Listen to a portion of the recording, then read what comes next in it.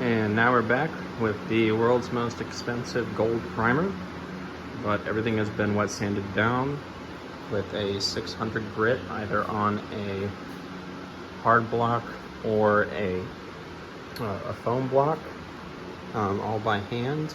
I started to use an electric orbital sander, but it turns out it was really terrible keeping the pad flat, even with an interface pad, and I was just really not happy with it. So I spent a lot of time using it on the deck lid with 1000 and 2000 and 3000 grit when I was doing the polishing, but it just ended up not working very well. So I ended up switching to doing everything by hand. It was much easier to track the cut when I was getting any and all orange peel off, and making sure that everything was even, and then also ensuring that when I could use the hard block on the straighter surfaces like the quarter panels or the roof, that the cut was flat. There were some rounded parts which I didn't really feel particularly comfortable doing, like these, I guess it'd be a sail panel, C-pillar or something like that.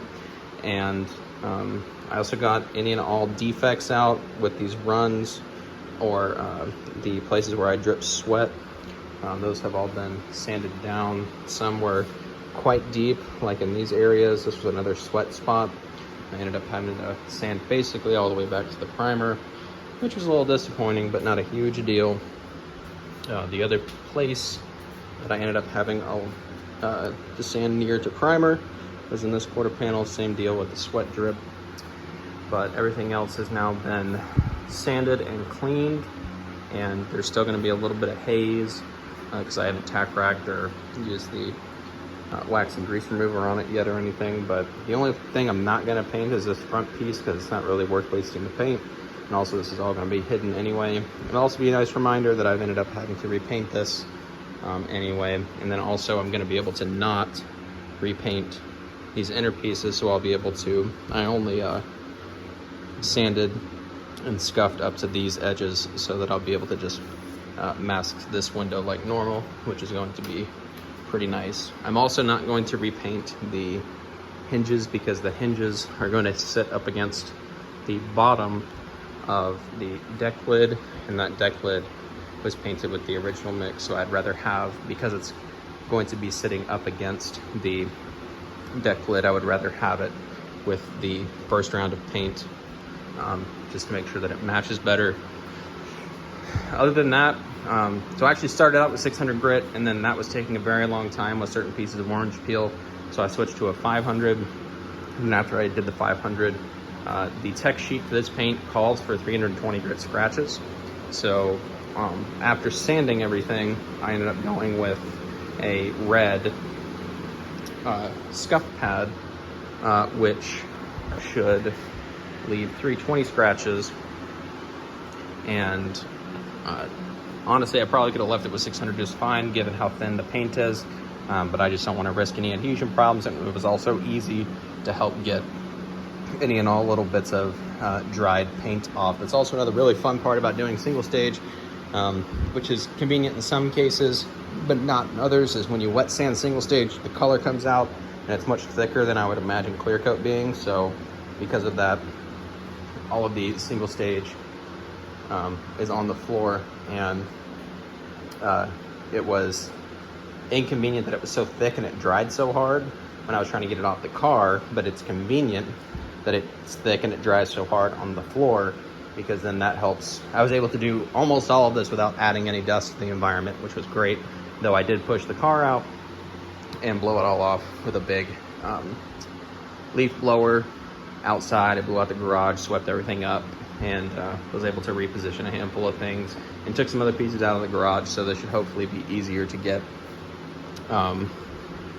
these back pieces and this piece along with the back, given that there used to be two large objects right behind these, so the position will be a bit nicer. But other than that, it's pretty much clean now. I'm pretty happy with how everything is looking. I've gotten all the major defects out that I have, especially with some of the runs and sweat drips on this. Like, this looks terrible, but it's all sanded flat, so I don't have to be concerned about that. Same thing with defects like this and this. And those have all been sanded flat. So the next coat of paint that goes on will look very nice. The other big thing I'm gonna do that I really should have done the first time around probably, but just neglected to, was wet the floor before I paint. I'm semi-concerned about humidity, but given that last time I painted, I think it was 60%, I don't think it'll matter that much, but it should certainly help with dust control. So it's currently 50% humidity in here.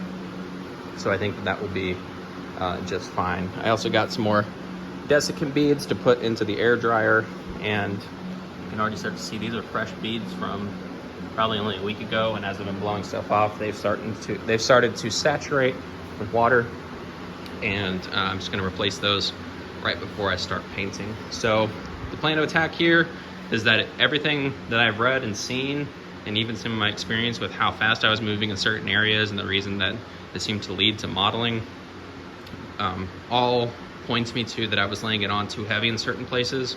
So I think the route that I'm gonna go, it was especially difficult on top because I had to hold the paint gun up at an angle with my wrist on top of essentially a step stool, which was relatively difficult. Probably the reason why I was laying it on heavy is because I didn't want to raise my arm enough so that it wasn't laying on quite as heavy.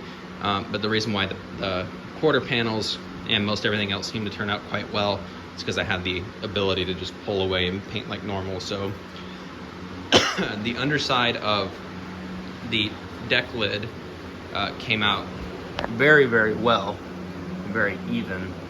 And that was because I used a completely unreduced paint, which is very odd and probably not something I should have done, but I ended up reducing, wow, that's not a good word choice. I ended up turning the fluid in a lot in order to get proper atomization.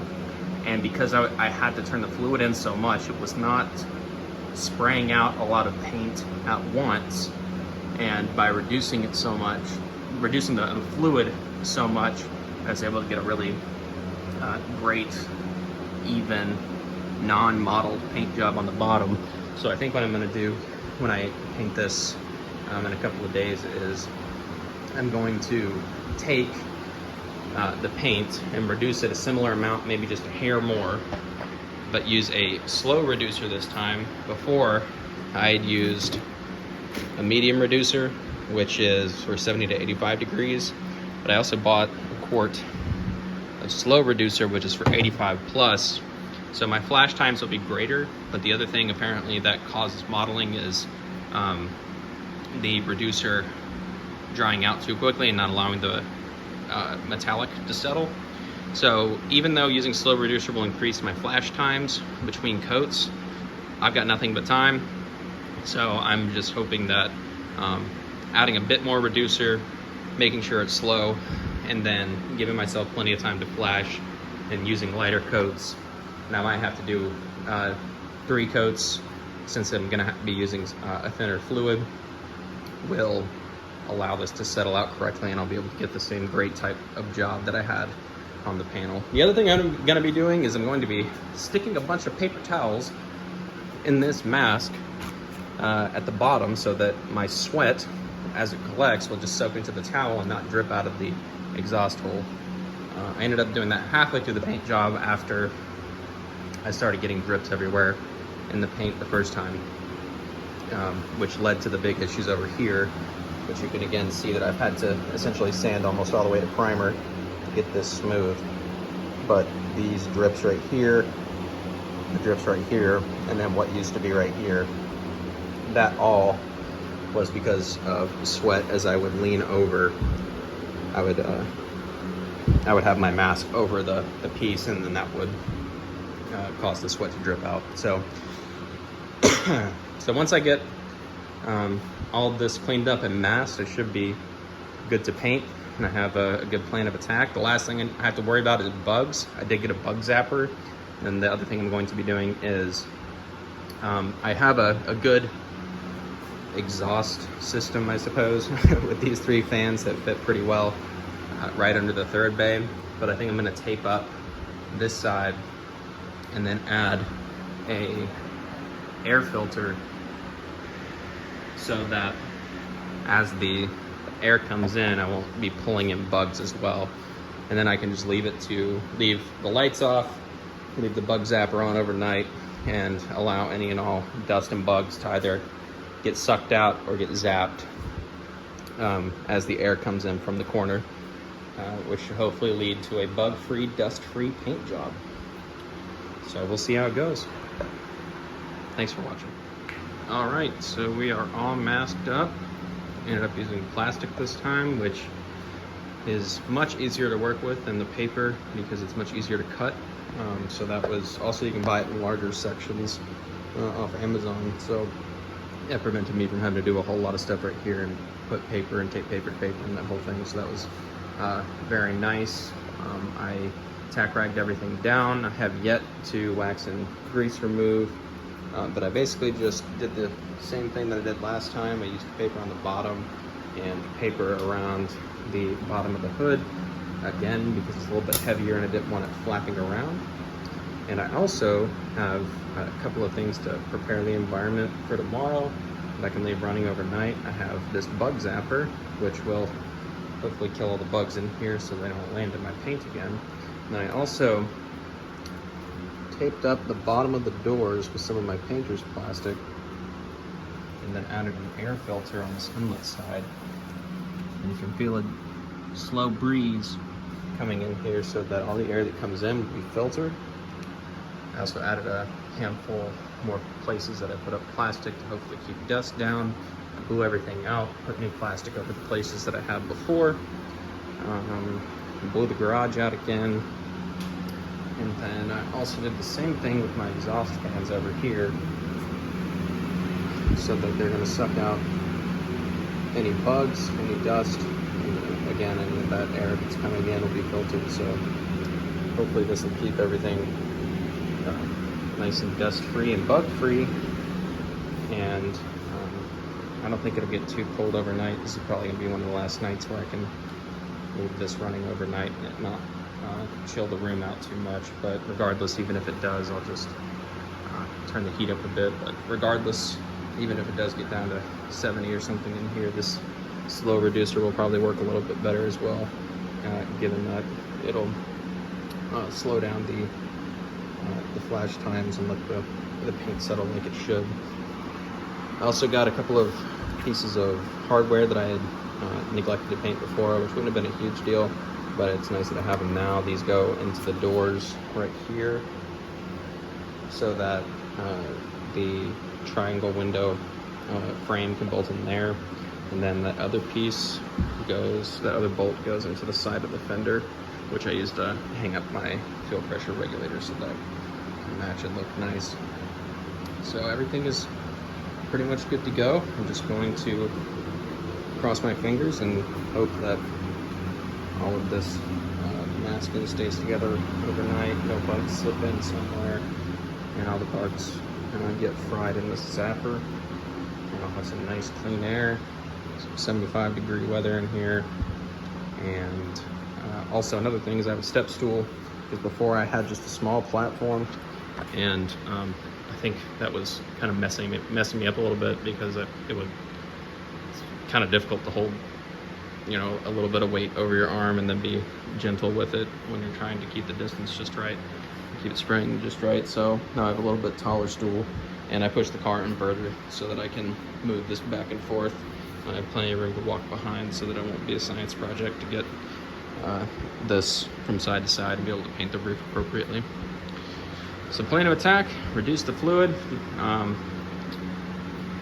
add some slow reducer instead, lighter coats, and we'll see how it goes. Thanks for watching.